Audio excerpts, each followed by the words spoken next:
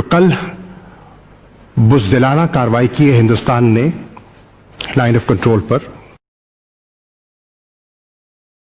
दहशतगर्दी को फाइनेंस कर रही हैं, दहशतगर्दों को ट्रेन कर रही हैं, उनको हाबर करते हैं और टेररिज्म को प्रमोट करने में अमली इक़दामात उठा रही हैं। और मकसद वही स्टेट टेररिज्म और सीपैक को सैबोटाज।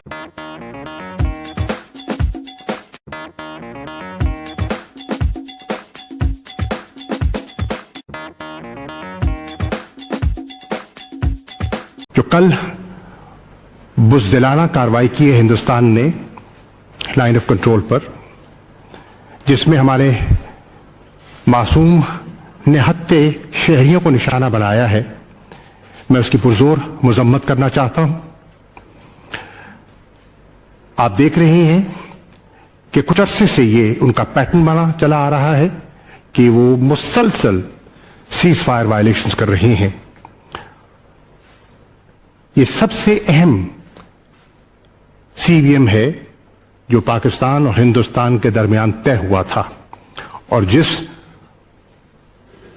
रवानी से ये उसकी धज्जियां उड़ा रहे हैं वो कौम के सामने है। आज की जो ये प्रेस कॉन्फ्रेंस है, इसका बुनियादी मकसद ये है कि हमारे पास ऐसी अब मुसद्दका इतलात हैं, शवाहिद हैं, जिसकी बुनियाद पर मैं ये कह सकता हूं कि हिंदुस्तान स्टेट टेररिज्म को हवा दे रहा है। हिंदुस्तान ने पाकिस्तान को डिस्टेबलाइज करने का एक मंसूबा तैयार किया है। 9/11 के बाद दुनिया ने देखा कि पाकिस्तान एक फ्रंट लाइन स्टेट बन चुका, और उस फ्रंट लाइन स्टेट के नाते पाकिस्तान ने एक बहुत बड़ी कीमत अदा की है। उसका एतराफ किया भी जाता है, लेकिन जितना होना चाहिए शायद इतना नहीं होता।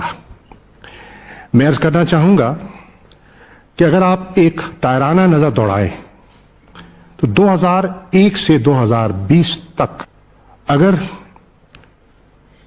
माली नुकसानात का जायजा लिया जाए तो एक मोहतात अंदाजे के मुताबिक पाकिस्तान को 126 अरब डॉलर से ज्यादा माशी नुकसान पहुंचा है, और जो लॉस्ट इकोनॉमिक अपॉर्चुनिटीज हैं उसकी तरफ तो मैं नजर दौड़ा ही नहीं रहा, क्योंकि उसको कैलकुलेट करना आसान नहीं है।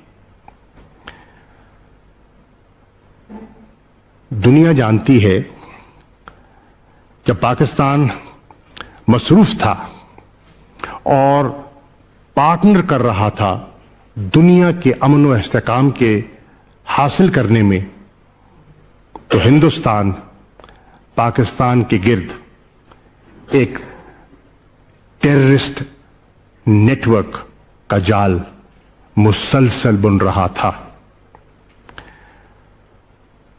हिंदुस्तान अपनी सरजमीन पाकिस्तान के खिलाफ दहशतगर्दी के लिए इस्तेमाल करने की इजाजत दे रहा था, और न सिर्फ अपनी सरजमीन, गिरदो नवाह और पड़ोस में भी जहां जहां उनको स्पेसेस मिली उन्होंने फायदा उठाया और पाकिस्तान पर हमलावर होने की उन्होंने अपनी कोशिश जारी रखी। ख़वातीन और हज़रात, पिछले 3-4 माह में आपने महसूस किया होगा कि दहशतगर्दी को फिर हवा देने की कोशिश की जा रही है, उसकी फिर पुष्टपनाही की जा रही है, और उसकी ताजा मिसाल वो हालिया अटैक्स हैं जो पेशावर में हुए, क्वेटा में हुए, और ये इंडिकेट करते हैं वो जो उनका ग्रैंड ڈیزائن ہے, جو پلان ہے, اس کی عکاسی کرتے ہیں. آج ہندوستان کی جو انٹیلیجنس ایجنسیز ہیں وہ پش پناہی کر رہی ہیں ان بینڈ ٹیررسٹ آؤٹ فٹس کی جو پاکستان سینٹرک ہے. مثال کے طور پر ٹی ٹی پی, مثال کے طور پر بی ایل اے, مثال کے طور پر جے یو اے, جمعیت الاحرار. یہ وہ تنظیمیں ہیں جن کو پاکستان نے شکست دی. They were flushed out of Pakistan. آج ان میں پھر روح پھونکنے کی کوشش کی جا رہی ہے. ان کو اسلحہ, ان کو ایمونیشن اور آئی ای ڈیز سپلائی کی جا رہی ہیں, اور ان کو اکسایا جا رہا ہے کہ وہ پاکستان کے اندر کارروائیاں کریں اور خاص طور پر نشانہ بنائیں علماء کو, نوٹیبلز کو اور پولیس آفیشلز کو. آئندہ آنے والے مہینوں میں, یہ مہینہ جو چل رہا ہے نومبر کا, دسمبر کا, یہ پاکستان کے اندر ٹیررسٹ ایکٹیویٹیز کو اپ سکیل کرنے کا ارادہ رکھتے ہیں. اور ایک اطلاع یہ بھی ہے کہ ان کی ایجنسیز اور ان کے جو کلیبوریٹرز ہیں, سہولت کار ہیں, ان کے درمیان کم از کم 4 نشستیں ہو چکی ہیں, اور یہ فوکس کریں گے پاکستان کے بڑے شہروں پر, کراچی پر, لاہور پر, پشاور پر اور دیگر بھی ہو سکتے ہیں. ہمارے پاس irrefutable ایویڈنس موجود ہے, ناقابل تردید شواہد موجود ہیں کہ را اور ڈی آئی اے جو ان کی انٹیلیجنس ایجنسیز ہیں, یہ پاکستان کے اندر دہشت گردی کو فائنینس کر رہی ہیں, دہشت گردوں کو ٹرین کر رہی ہیں, ان کو ہاربر کرتے ہیں اور ٹیررزم کو پروموٹ کرنے میں عملی اقدامات اٹھا رہی ہیں. اور مقصد وہی اسٹیٹ ٹیررزم اور انسٹیبلٹی. 4 چیزیں ریویل کر رہا ہے. Number 1, a deepening nexus between Indian state and terrorist outfits, Pakistan centric terrorist outfits.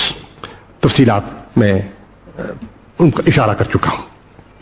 Number 2,